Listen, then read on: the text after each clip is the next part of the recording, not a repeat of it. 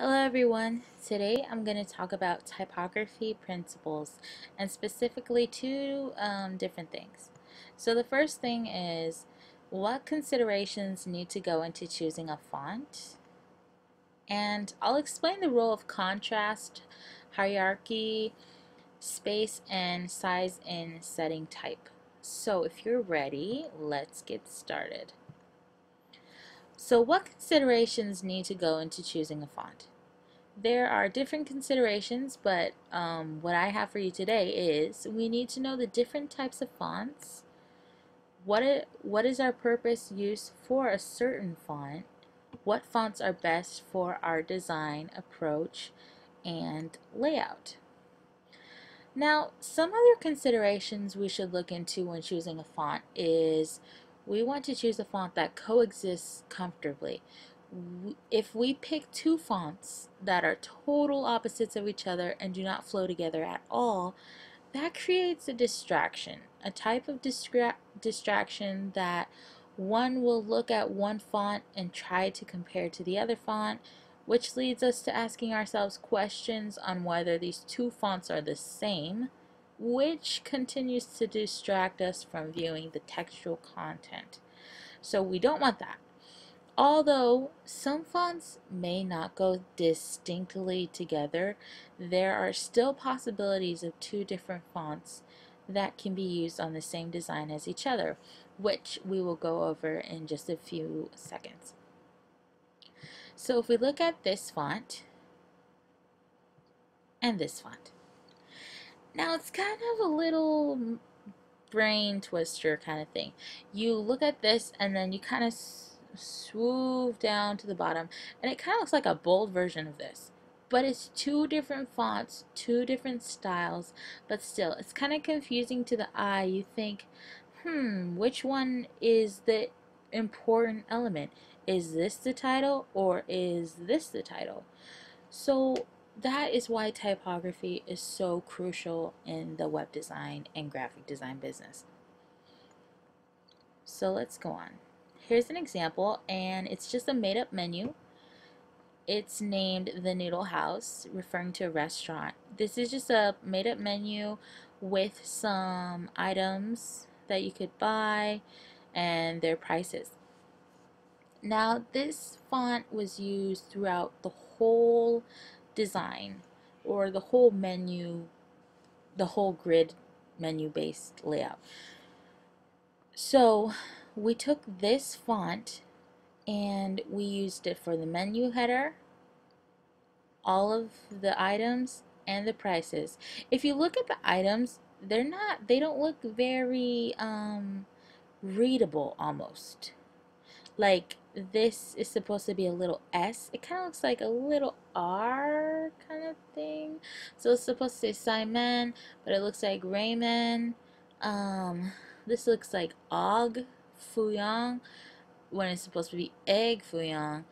So it's just, these are little typography errors that you do not want to run into. This prevents business, but that's not what we want. So let's go on and look at the example that would make it look better.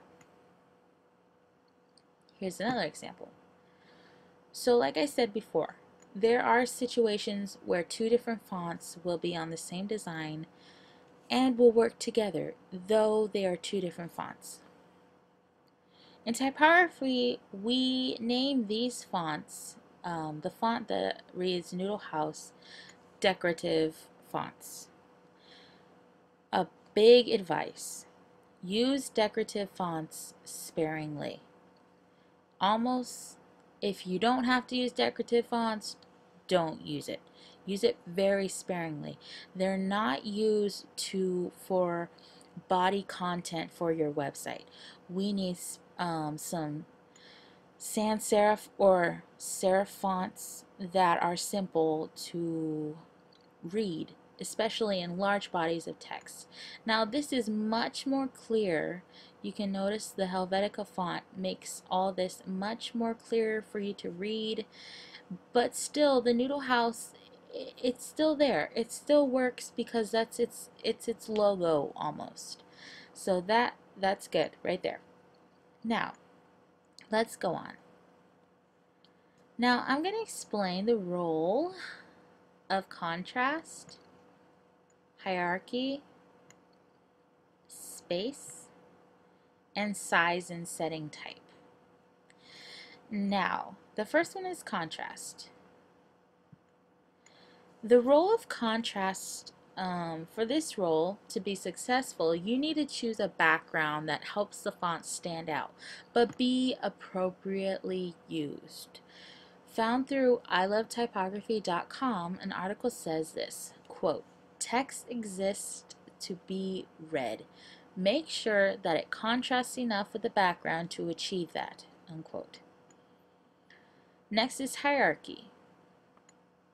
The role of hierarchy. The role that hierarchy has in design is the size of which the font is used. This role of hierarchy can help provide information fast and easy to access. This way, the viewer will be able to view the desired content fast and most likely will continue on to read more further into the textual content. Next is space. The role of space. Have you ever gone to a website where the lines and lines of text is awkwardly squished so closely together? And do you ever find yourself visiting that website often ever again? Unless your whole life depends on it, the answer flows into a simple no. The role of space is designed to help the viewer breathe. Trying to view textual content that is so significantly close together in a horizontal and a vertical angle is confusing to the eye.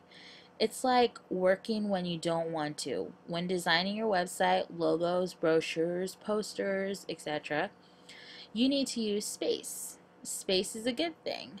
It helps one stay interested, comfortable, and keep one focused to the text. So I'm going to show you just a quick example on what I'm talking about of squished content so closely together.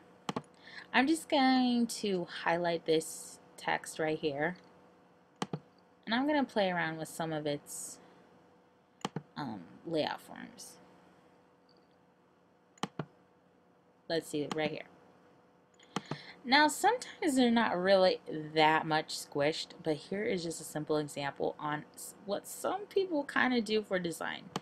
So that's one example of squished content. We need space. We need to breathe. This looks very choked, very unorganized.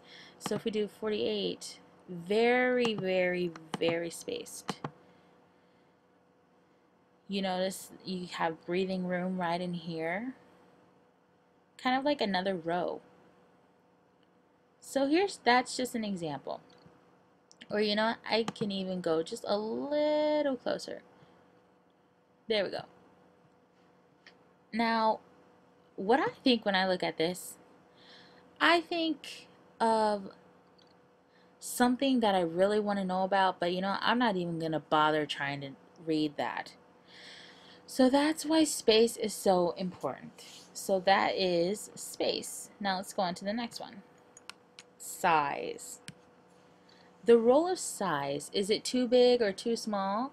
It is crucial to know the sizes that one should use in their designs for their fonts. You should never set your body text below 10 or 12 pixels. Unless you have 20/20 vision, you should have nothing to worry about if the designer decides to shrink the font size down to 6 pixels. But what about us normal people? In order for the design to be successful in full body textual content, we should always keep our font size at 10 or 12 pixels. Now here's some examples. Right down here is 6 pixels. Right here is 10 pixels. Right here it's 12 pixels. Because of the resolution of the screencast, they do seem smaller, but in real life they would be just about half of this font right over here. But the 6 pixels in real life would kind of always look that small. That is pretty small. Alright, so I believe we covered everything. So remember, if there are any questions or feedback you might have, feel free to leave a comment below. Thank you.